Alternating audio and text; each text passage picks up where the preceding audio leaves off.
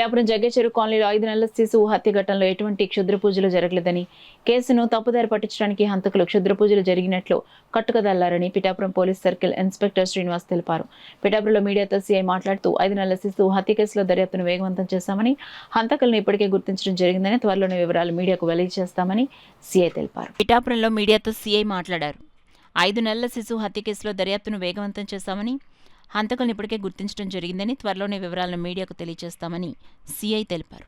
బిందు మాధవ్ గారు ఆదేశానుసారం మా ఏఎస్పీ గారు కూడా దర్యాప్తులో భాగంగా ఆయన సీన్కి వచ్చి 4 బృందాలని ఏర్పాటు చేయటము, అందరూ కూడా త్వరితగతిలో చేయాలనేటువంటి ఉద్దేశంతో ఎవరు చేశారు ఏంటి అనేటువంటిది అంటే అక్కడ సృష్టించడం కూడా క్షుద్ర పూజలు చేశారు, ఎవరు చేతబడి చేశారు అనే నిమ్మకాయలు పసుపు కుంకుమ కూడా పెట్టి ఒక క్రియేషన్ అనేటువంటిది పిల్లని తీసుకుని వెళ్ళి చంపేయటం అనేటువంటిది కొంచెం సెన్షనల్ గా అనిపించేటప్పటికి టెక్నాలజీ ఉపయోగించి తర్వాత త్వరితగతిలో క్లూస్ టీమ్ ని పిలిపించటము, డాగ్ స్క్వాడ్ ని పిలిపించటము, కేసు దర్యాప్తు అనేటువంటిది పురోగతి సాధించే విధంగా త్వరితగతిలో చేయటం జరిగింది.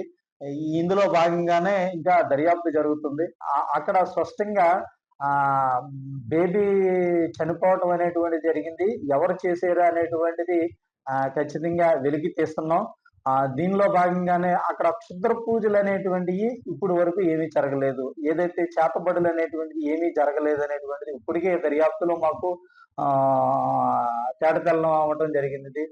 త్వరలోనే ఎవరు చేశారు ఏంటి అనేటువంటిది ముద్దాయిలను పట్టుకుని వాళ్ళని అరెస్ట్ చేసి మనం రిమాండ్ రిపోర్ట్ తో కూడా కోర్టుకి ప్రొడ్యూస్ చేస్తాం అనేటువంటిది చెప్పడం జరిగింది. ఎందుకంటే ఈ ఏరియాలో ఇప్పుడు వరకు కూడా అంటే ఎక్కడా కూడా ఈ క్షుద్ర పూజలు ఈ చేతబడులు అనేటువంటివి లేవు.